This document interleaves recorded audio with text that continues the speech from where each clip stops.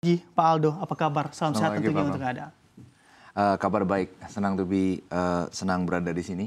Eh, Tentunya kalau dari poin utama tadi yang Pak Bram sebutkan mengenai apa saja hambatan EBT di Indonesia ya. Ya. Mungkin kita harus tahu dulu bahwa EBT itu ada berbagai macam jenisnya.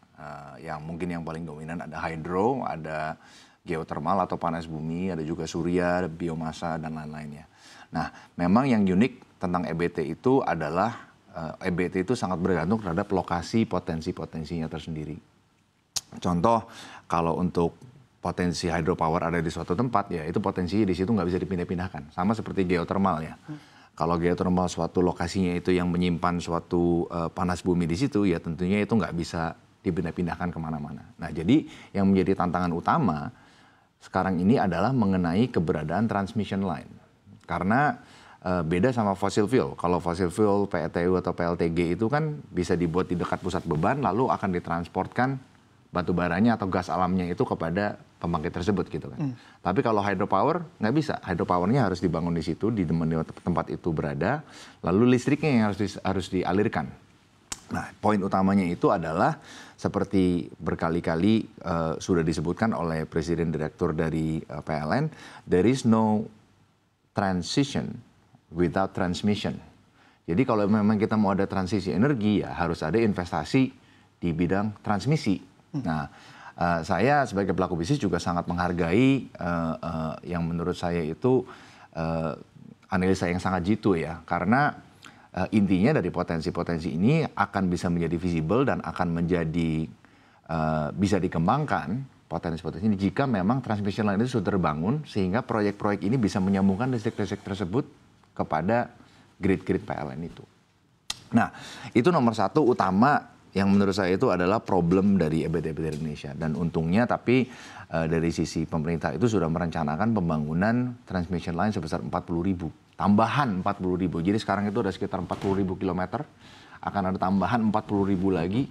Yang salah satu poin utamanya itu adalah bisa mengakomodasi dari pusat-pusat potensi EBT untuk bisa terbangun dan terlaksana di Indonesia. Oke, baik. Tadi sudah sedikit dimention begitu ya terkait investasi. Apakah Anda masih cukup optimistis melihat investasi yang juga akan hadir ke dalam negeri kita terkhusus untuk sektor EBT? Karena kalau kita lihat secara globalnya atau negara adidaya Amerika Serikat nampaknya sudah tidak tertarik dengan EBT. Ya, ya. Ini merupakan jadi suatu poin yang jadi hot topic lah ya. Ya. Sangat banyak dibicarakan oleh kalangan bisnis.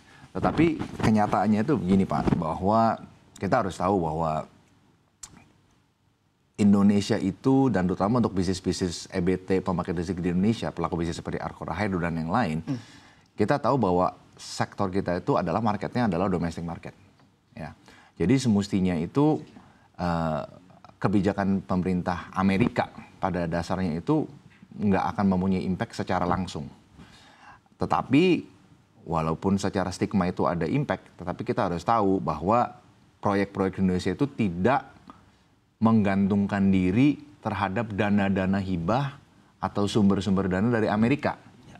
Karena kita tahu sendiri walaupun Amerika itu juga kuat ya negara adidaya, kita tahu bahwa Uni Eropa, China, Jepang, dan seluruh negara-negara lain masih sangat berkomitmen terhadap komitmen mereka di COP ya.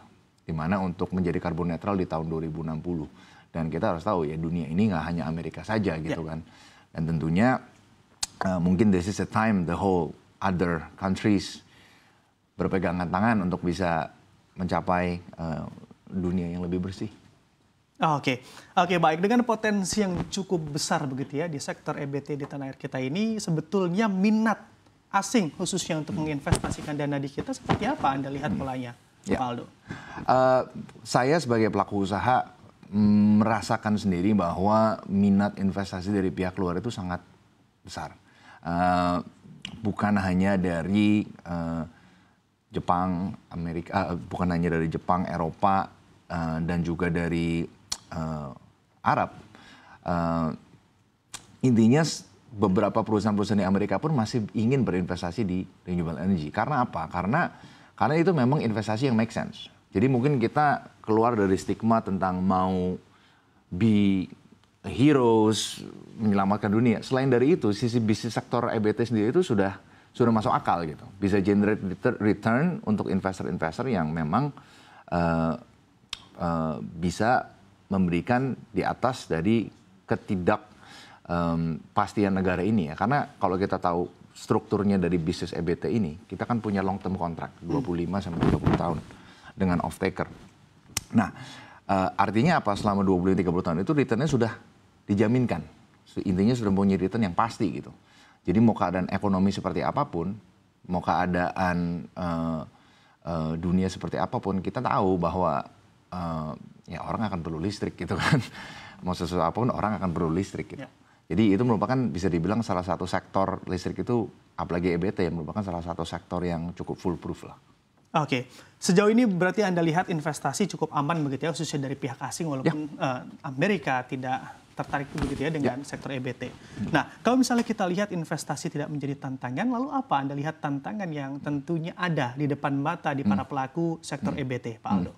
Oke, nih kalau kita bicara tentang sektor listrik pasti akan selalu berhubungan dengan regulasi. Mau nggak mau itu pasti kan akan suatu sektor yang sangat penting sehingga harus diregulasi dengan baik ya. Dan kita tahu sendiri bahwa di Indonesia itu kan negara yang sangat besar, di mana untuk merubah course of direction dari suatu regulasi itu nggak mudah. Nah itu di tahap implementasinya itu saja. Tapi saya merasa sendiri, terutama di 5 tahun terakhir, itu yang namanya bagaimana regulasi itu bisa mendukung untuk pro clean energy investment itu udah sangat-sangat terlihat lah. Terutama saya sebagai pelaku usaha. So I think we're moving in the right direction, Pak. Jadi tantangan-tantangan utama kalau menurut saya selain dari regulasi adalah sumber daya. Di mana sumber daya kita itu, ya saya juga mengundang lah ya untuk semua anak-anak muda, pengusaha-pengusaha, ya mungkin nggak cuman berpikir hanya startup saja yang bisa dikerjain gitu. Kita bisa mengerjakan beberapa bisnis-bisnis yang kira-kira bisa memberikan sumbangsi terhadap goal-goal swasembada energi Indonesia yang menurut saya sangat mulia ya. Dan saya rasa kalau orang-orang yang muda-muda yang masih banyak potensi, masih banyak keringat untuk diperas, ya bisa di situ juga. Jadi kita memerlukan banyak talent-talent juga di situ. Saya rasa 2 itu challenge utama yang menurut saya. Oke.